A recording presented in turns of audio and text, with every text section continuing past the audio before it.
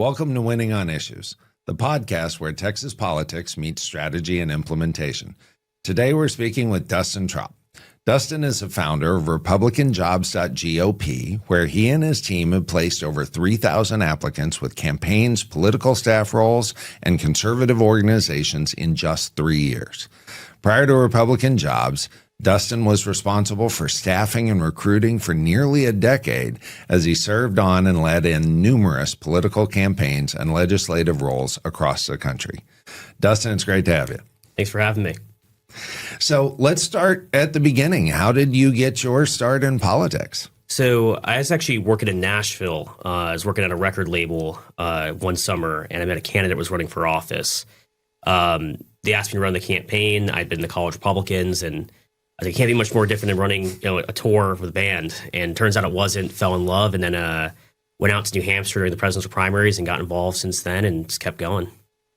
Well, so you've worked in campaigns and with candidates who've had campaigns all over the country. Yeah. And in that, you got involved in helping recruit people. How did that happen? And what do you like best about it?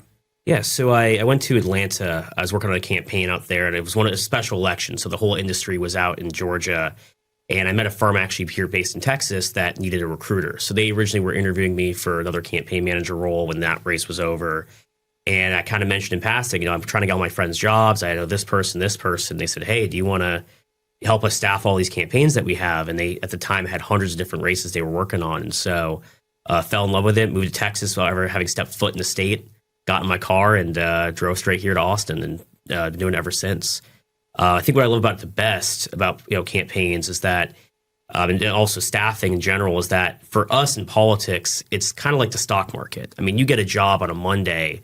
I need a campaign manager. I need a press secretary. I need a senior advisor. I need this. I need this.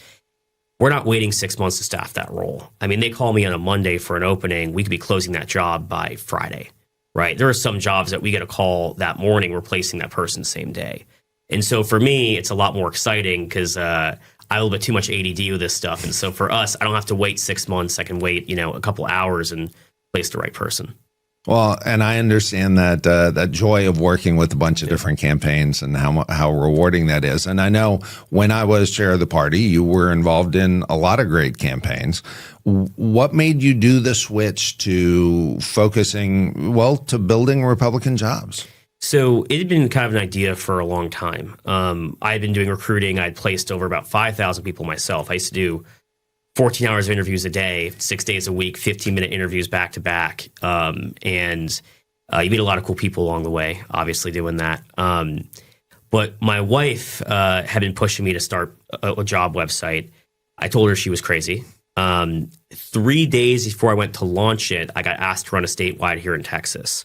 And so I put it on hold for about 8-9 months, got the candidate to the runoff, and actually took that win bonus, and then I had the capital launch it. And so then we got so lucky that I originally was going to start it with some other firms. I wasn't sure I wanted to go solo.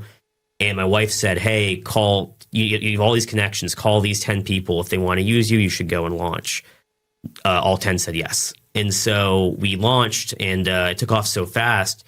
She actually had to quit her job to help me run the company. She was moonlighting for us for about 6 months. And so we had our first employee hired in a month, and then she came on about 6 months in. Well, that is absolutely fantastic. And obviously, as a former campaign manager, you had to hire a bunch of people. Oh, yeah. And in politics, we say people are policy. Sure. How do you make sure you find enough good people? So the thing about finding political talent, I think people confuse that Republican Jobs was an overnight success. It really was about a decade worth of work, because you don't build an army on the day you need it. You build it for the day you need it. It was back when I was interviewing mostly canvassers for different, it wasn't just canvassers, but mostly canvassers. Back when I first started doing political recruitment, well, those people moved up in the industry. I knew that, I had a guy, Josiah, who was phenomenal. He was actually a touring drummer, got his first campaign job. He crushed it. In 7 years, he was the chief of staff in D.C. I then placed him as a VP of marketing for a very big digital firm. And so I had a lot of these connections early on, and as the people kind of moved up in the industry, I had knew their reputation. It's a big industry, but it's still small. You can still track people's reputations. If people don't work hard, you're going to know about it. you know people's success rates, you kind of track these people over time. And I already had that pre-existing relationship. So a lot of people I was placing back then in their entry-level jobs were following my career in staffing and using me and trusted my judgment. And so it wasn't like we're just out there posting and advertising jobs. Of course, sometimes we have to do that. There's other ways you recruit. But for us, I mean, we're finding that talent because we already have those relationships. And now it's just word of mouth. I mean, even for, I'll post a job and someone I placed will send 5 of their friends. And so it's a lot of building that reputation over time. Absolutely. That's in all of life. That's an important thing to do, but absolutely in a people business. Well, so you had that background, you had to hire folks, you had built the relationships. Sydney suggested you try out to see if it was time to launch, and the answer was resoundingly yes. What's your response to the candidate or the campaign who says, it's great that you're there and it's nice that you want to help, but we're going to try and do this on our own? Usually I'll see you in about a month. A lot of them come back around. I think, look, for years, you used to be able in this industry you knew someone who knew somebody. And for a long time, because most of these jobs are not publicly advertised, right? And you would call someone who knew someone. And for a long time that worked. But, we just won a landslide victory this last election. President Trump is hiring talent faster than ever into the White House, and phenomenal rates. Everyone in the Hill has been sucked into the White House. The Hill is sucking everyone into the Hill right now. And there is a big brain drain of talent. And your best talent's currently employed, and they're privately looking. You're not going to be able to go post on a job board, and half those jobs can be posted on a job board anyways. You can't go out and just call somebody. If they're good and they have a good reputation, they're currently employed. And so the other benefit of Republican Jobs is that the best talent's privately looking. They trust my judgment. A lot of guys, even if they're not looking, they'll take my call and at least hear out what the role is. A lot of talent will say, hey, I'm good until the end of this election, then I'm looking for my next gig. Or, hey, I'm not making enough, I'm ready for this next one, can you privately look? They don't want their resumes floating around. And so a lot of stuff, like all these campaign managers you had last cycle, they're all employed, they're all in the administration, they're all on the Hill now. And so you have to not only find that talent, but you may have to hire someone who hasn't been a campaign manager before. And then it comes down to their reputation.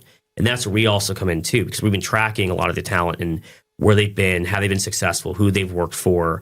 And sometimes like hiring a political director who's twice as motivated to be a campaign manager, they'll work twice as hard as the campaign manager who's done it 3 times. You may not even want that person who's done it 3 times, because for them, it might be another gig. That makes perfect sense. And obviously your experience on that matters.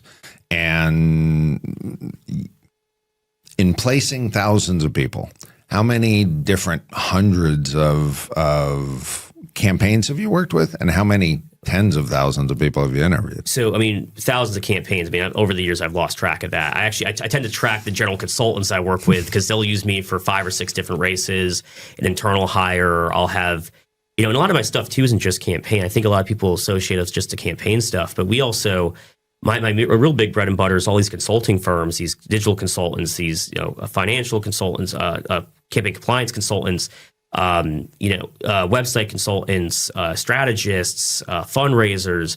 A lot of these different consulting firms use us internally too. And a lot of these are pretty big shops that use us for multiple hires. And a lot of our clients are actually returning clients too. And so it's not just, I think in this industry, people think it's just campaign or legislative. And right. Look, we do a lot of legislative placement. We do a lot of staff placement and campaigns, but a lot of it's also these consulting firms, these nonprofits, and these think tanks and everything else too. And there's a whole industry of just consulting firms do different services for the campaigns and public affairs. So we've talked a lot about the advantages you bring to the person who's trying to hire, right? You guys can bring volume, you bring experience, you bring long contacts, and you're able to independently bring in a great candidate who might not be findable by them. Talk us through the processes you work with for the candidates that make it possible for you to continue to replace people and to have them take your call like you said they would. Well, a lot of talent we've placed more than once in their career. It still kind of blows my mind. There's talent I've worked with that every job they've ever had came through me. Wow. And, before Republican Jobs and during, which still blows my mind. I've had some funny nicknames over the years too for some people. But it's crazy to see that. So a lot of people too, I'll place them early on in their career as a field director or a state house campaign manager or an organizer. And eventually I'll place them as a digital ads account manager. I'll place them as a press secretary. I'll place them as a ledge aide. I'll place them as a chief of staff in some cases. And so a lot of times they'll just come back to me, hey, I'm back in market. I just did 2 years here. It's usually a lot of excitement. A lot of times, I mean, for me, I have the most fun job. I get to see people's careers, progress, whether it's through my scope or not, going on LinkedIn every day and seeing where everyone's ending up. And I'll have people, I placed 7 years ago, come back to me, and they've done, they worked at 4 other places since then, and they're excited to catch up. They see the new jobs. They had no idea I went solo. And so it's just kind of building those reputation, and also just genuinely being excited for the talent and kind of having those relationships. My running joke of talent, when someone gets a job outside of my scope, I'll usually say, hey, I'll see you next time. And usually it ends up being the case. And so just having that reputation, I think, is the biggest thing, and having those relationships. No AI can take away the relationships you have and the trust you have with the talent. Absolutely. I know one of the things I looked for when I was hiring people was how many times had they been able to hire someone more than once, right? Were they good enough at picking people that was people they wanted to work with again, and were they a good enough manager that people wanted to work with them again? In your case, being a great enough recruiter and placement person that they want to work with you again. But you've got thousands of people you're staying connected with. Walk us through the technology that you use to make sure that things don't fall through the cracks. Yeah, so we've interviewed 23,000 people. So in order to be in our system, we have to interview you, vet you, make sure we want to work with you. And so so we're very selective in who we interview to. We've had so much traffic to our website, it's crashed 3 times. And so the talent we have is live talent. So unlike other headhunters or job boards that may claim they have these talent pools, these are people we've already vetted at least once, or had at the very least a screening call with. And so we have those relationships. Now, most people nowadays use applicant tracking systems. I mean, I have to all the time. I mean, if someone gets referred to one job, then, that doesn't work out, your firm to another. You got to keep track of that. The clients, I mean, hundreds of clients you got to keep track of as well. So nowadays, I mean, there's a lot of cool tools you can use to keep track of the talent. But I have a team of 8 right now, and they're also interviewing people all day. And so who had a conversation with who? And so luckily there's a lot of tools out there to keep track of that. Well, and obviously it's irrelevant what the specific tool is you use, but in the flow, are you contacting people through text or email or what? Everything. So a lot of my best talent, especially my senior talent, they've gotten some 10 o'clock calls and text messages and stuff, and so they're used to it. So the best operatives are up at that time answering those calls anyway. But it's a little bit of everything. I mean, some people we have a relationship with, we're texting them. They already know what's going on, and but yeah, a lot of phone calls, a lot of texts, a lot of emails. So hundreds a day, if not thousands. Well, one of the most valuable things in your business has got to be not just the direct fill of the instant need, but when the next opening comes up, knowing who to present it to. Yeah. How do you, especially with a team of several people, how do you manage that? Yeah, so if you don't build an army on the day you need it, you build it for the day you need it. And for most of my jobs, if I'm starting to recruit on the first day they call me, we're done for. The biggest resource in politics is time. And people forget that they think their biggest resource is money. It's actually time. Election day is going to happen. That bill is going to pass whether you got the votes or not. All these things are going to happen no matter if you execute it or not. I've worked on races where we've won by a single vote, right? And if the person had been hired the next day, they would have not been, they would not won that race. And so for me, going back to your original question, you have to already know and vet people at all times for everything. And so for us, we are constantly vetting people before we even have a job for them. We are seeing what are they good for? What are their skill sets? What jobs do they want? What are their preferences too? That obviously matters. We are looking at what jobs could we consider them for. I mean, this industry is still small enough. I get a surprise about once a year, but usually we know what jobs we're going to get. We know what type of jobs there are in this industry, whether it's comms, or press or legislative or digital or everything else in between, grassroots, field, finance, compliance, everything. And so operations, a million things we can go over, but the, even texting now and podcasting is a big one. But it's for us, we are constantly having to already kind of pre-vet them. So when the job opens up, I already know who to call. So you call me on a Monday with an opening, I'm going to get those people called by Wednesday morning and get those referrals made to you. And we're going over first rounds by Thursday, sometimes same day, depending on who the client is. Well, and obviously that speed matters a lot, and that leads very well into the next question. So, if I'm a consultant or somebody in a company or somebody in an agency, and I call you and say, hey, I'm a prospective client. Somebody says I should work with you. Give me real quick. Give me the pitch that you would say, here's why you should work with me. Because the best talent's privately looking and you don't have the time to go call everybody. If I give you 10 people, I've already called 100, interviewed 100 people. And so my big thing for you is also saving you the time, also keeping your search discreet. I mean, in this industry, even a job posting could be, some, crazy blogger could try to turn it into nothing.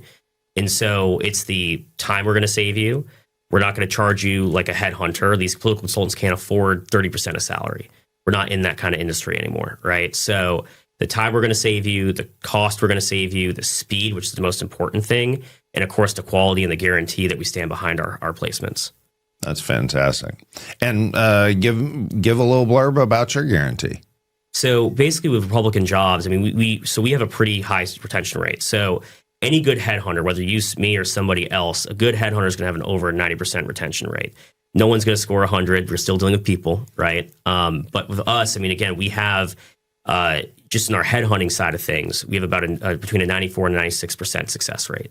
And of course, I've never had to replace somebody twice. I've had to replace a few people. I've had to replace the first time. I can count them on my hand, and that's 3,000 placements.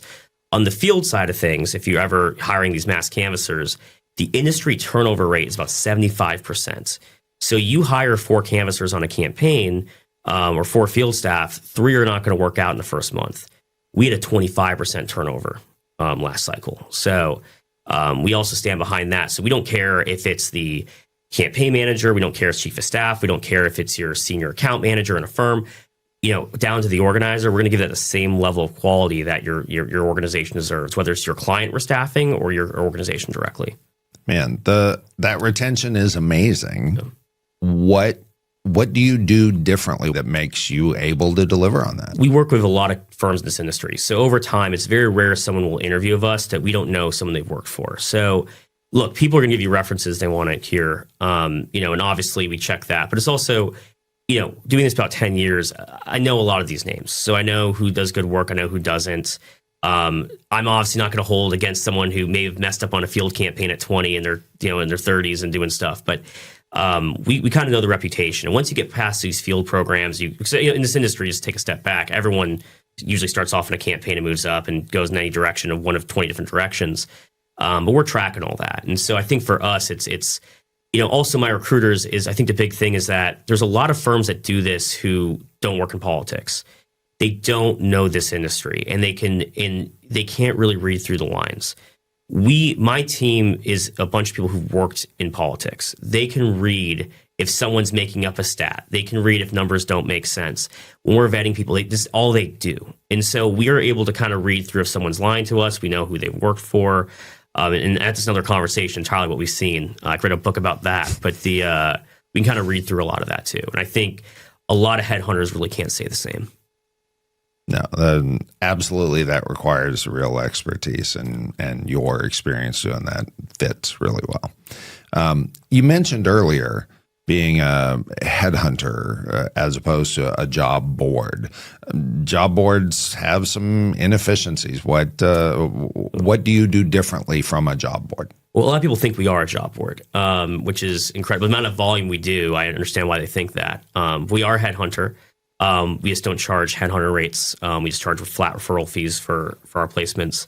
The difference between a headhunter and a job board, and kind of especially in this industry, there's a lot of great job boards. If you're looking for entry-level talent, you have a lot of time on your hands, you're okay if some crazies coming through. There's all sorts of different reasons to use it. It's efficient. I've had a lot of people have a lot of great success. I've used a lot of job boards, a lot of great ones I've worked with. I actually love the job boards. They bring me a lot of business because if they see a posting twice and the person's struggling to find their talent, they'll come to us. And so I have a lot of clients that have used a job board, some successfully, obviously a lot not, who come our way. I think the difference is that the best talent's not going to use a job board. In this industry, especially your senior mid-level talent, once they're kind of in the industry, they're not going to use a job board because they want their resume floating around. And the best talent, is I kind of keep going back to, is privately looking. They're not going to go to a job board. They don't want their resume floating around to their boss. There's a high chance if it's on the job board, or especially a resume bank, their boss is going to see it. Someone's going to say something and they're going to see it. And for us, also keep in mind, a lot of these jobs can't be posted in a job board in the first place. We don't advertise who we're hiring for. We don't disclose until there's mutual interest from the talent and the employer. At that point we'll disclose. But we put anonymous postings because a lot of the jobs don't want to be publicly advertised, because you'll give away strategy of your organization. There is in this industry natural turnover. People jump all the time. It's like a game of like hermit crabs, right? And so musical chairs. And so a lot of people are moving organically anyways, but some blogger is going to say, hey, you're hiring a press secretary. There's a scandal here, and it's a standard, job opening. So they won't use the job boards, and they'll come to us because we'll be discreet about it. And also just saving them time. I think the big thing is with us is a job board could take you months. And the applicant has to be looking at the job board at the exact same time you have your posting. With us, we're proactively reaching out to the talent. I think to kind of even shorten this even further is that we're more active recruitment. Job boards are more passive. Yeah, absolutely. And we have heard, there have been nightmare stories of people where companies have posted fake jobs partly to figure out who on their team was interested in moving. I've heard of those stories. I haven't seen them, but unfortunately, there's also a lot of fake job postings out there nowadays too, which is tough. Or I feel bad for some of the talent too, because sometimes it's cool about working with headhunters. We can kind of put you behind the scenes as an applicant. I think as an applicant, you're in a job board. You're competing with maybe 2,000 people on a job posting. But you're working with a headhunter, you might be one of 10 applicants fighting for a job. Our remote jobs, it could be one out of 100 because there's a lot more qualified talent in a remote opening. But generally, we can kind of tell you what your odds are. We can prep you. You have a higher shot if we're referring you. We can't guarantee a placement, but we can tip the scales as best as we can in your favor, and work with the client and best advocate for our talent. I think for us, is what a lot of the reason the talent comes to us versus the job board is they kind of have an ally in the job search to prep them and be real with them. Sometimes I'm a little bit too blunt and direct with my talents. I think most respect me for it. Some get a little bit upset. Some of the Gen Z love them to death, but they don't take the criticism as much as some of the millennial talent. But with us, I mean, again, when you work with a headhunter, you have kind of an ally here. So we want to get you placed. I mean, if we're talking to you, the big thing about headhunters, people don't understand, is our biggest resource is time. If we're talking to you, that's a conversation we're not having with somebody else. And we're busy because our time is dictated by other people. And so if we're going to talk to you, we're really trying to help you. And so you really have an ally in the search versus a job board where, again, they might just put the posting up and then a friend got referred to them, and they're not even looking at the talent in the job board. I can at least guarantee a client saw your resume. Well, and not only that, but the clients are busy. Hiring managers are busy. HR departments are busy at companies. I've heard hundreds of horror stories of people applying hundreds of places, and it's a black hole. They never get any feedback. One of the great things in the experience for the applicant that you guys provide is you actually provide feedback and response. Yeah, for the most part. I mean, there's sometimes I can't give the feedback, and I always hate when I can't give the feedback. But for 99% of it, yeah, we get to give the feedback. I think the thing, kind of what you just mentioned about the employers is they're kind of paying us to save, their time too, right? My team's time is less valuable than the HR managers, right? So they're paying us for that time. Not to bash on my team, but it's what they're paying us for. And so for us, when we say, hey, who's your top 5 guys? Give me your top 5. That's what we want to interview. And those 5 guys have 20% shot when if they went to a job board, it could be less than 1%. And I feel bad for the talent. I think a lot of talent, going back to the kind of what you said before, is it feels like a black hole, right? When you go to these job boards. And for us, at least you're talking to a person. And right. So, and these HR managers appreciate that too, because they don't have the time, especially nowadays in AI. I mean, people don't forget too, the problem with job postings nowadays, I think headhunters are going to be even more useful to these HR managers now, because there's thousands of spam applications going through and keywords and AIs, and sometimes they're using AI to fight the AI. And so there's AI applicants and AI, jobs going at the same time.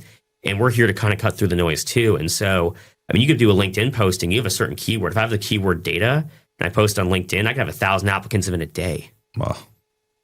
And the vast majority of those are really not relevant. Yeah. political data is a very niche thing, right? Or I'll do, for example, post an opposition research job. People see research, I think it's a policy job, won't even read the description and apply for it. You'll get 1,000 applicants thinking yours is a policy job, and opposition research is a very different role than policy. Dramatically different. You mentioned talking about positions, remote jobs.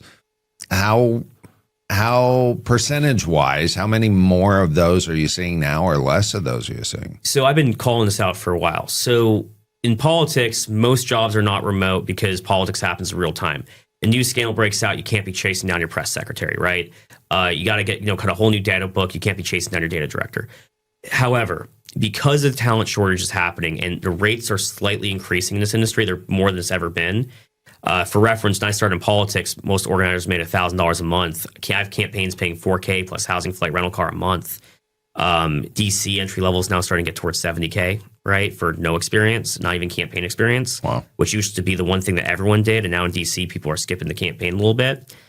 Still just the gold standard, but it's changing a little bit.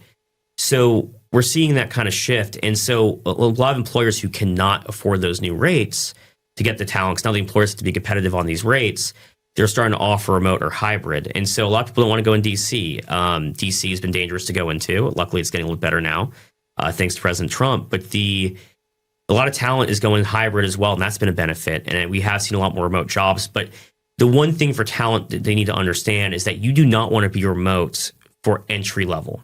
You want to be seen. You will not move up in your career at entry level if you're not seen. You want to be in person. Yeah. And I'm actually noticing a lot of talent is starting to shift to wanting to be in person. The ones who went remote want to go back.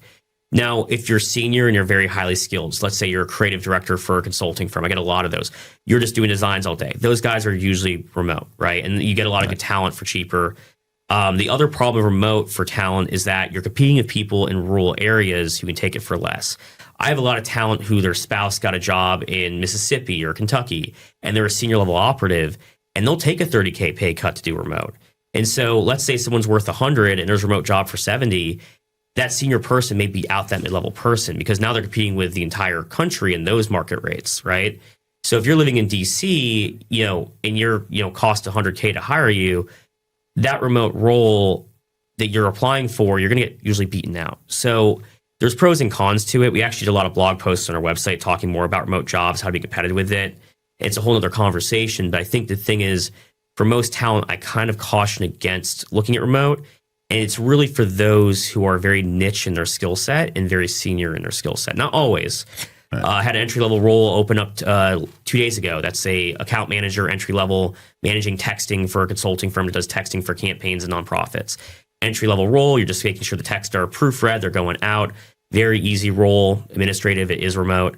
They do exist, but they are competitive. And we probably had about 100 of our people apply in one day from our previously interviewed talent for that role too. So it is competitive.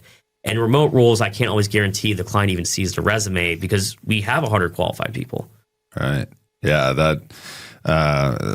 that's a thing I've advised people on too, that there's a real benefit to working closely with people, and it's hard to replace the human deal. What would you suggest for those who are hiring talent from you guys, and you've got great people and you place them in? What's the best thing they can do to make sure that they retain those folks and that they are able to build a great organization? Yeah, and I have this conversation all the time. I feel like half my job when I take a job is also advising the client on market rates and everything else. You pay for what you get. So, look, if you have a role for $80,000, someone with maybe 4 or 5 years experience, and you want to get them at 60, and you could, just because you can doesn't mean you should. The problem with that is that if you get someone for under the market rate, the problem is that person might start privately looking and find something outside of your scope, and you lose them, and you're going to pay more having to replace them. And I see it all the time is that, we get to July of an election year, every consulting firm, they're making their money, most of their money in an 8-month period every 2 years. And now they're poached. They get a big project. They got to poach somebody, and they're starting to poach talent from their competitors. And most firms are hiring people a year early to be ready for that 8 months, right? And so then they're losing all that investment. So my big thing is company culture is important, right? And there's certain firms I won't work with because I know certain company cultures, but mainly it's pay people what they're worth and you'll get it. And so I have to work a lot with talent and the employers to find a good fit on that and make sure we're getting them paid what they're worth. And most employers are happy to do. I want to be clear. Most of my clients are very happy to pay those rates, and they'll come to me and their rates are 4 years out of date. And in the last 4 years, they've gone up significantly, and they'll use my judgment on it, and they'll find I'm usually right on it most of the time. That's fantastic. Well, thank you for coming to join us today. Is there anything else that you'd like to leave people with? I think the big thing is just with talent. I think the big thing with talent in this industry is that, having done this and interviewed tens of thousands of people, is your reputation is everything in this industry. It does not matter what job you do, whether it's a knocking doors, whether it's going to be, comms, whether it's an internship. Your reputation is everything that follows you in this industry. We are tracking reputations. We are tracking people's work ethic. And I think the big thing in politics is it's really your main capital. And I think especially now in the days of AI, even more so. And so my advice to talent looking at in this industry is that take the entry-level job in a campaign and be the best at it, right? This is not an industry where you're going to get praise all the time. You're not going to get praised every minute, right? A lot of that will come on election night, whether you win or lose. But whether you win or lose in a campaign, your reputation is more important than those wins or losses. I will take the guy who worked on a real race that was competitive and lost and learned something from it than someone who worked for an incumbent who wasn't going to lose. And so when it comes down to it, my advice for talent looking at this industry is there's a lot more openings there's ever been. There's a talent shortage. This election season will be crazy. Here in Texas, there'll be a lot of jobs, a lot of candidates running with redistricting. There's never a better time to get in the industry, but no job in politics is beneath you.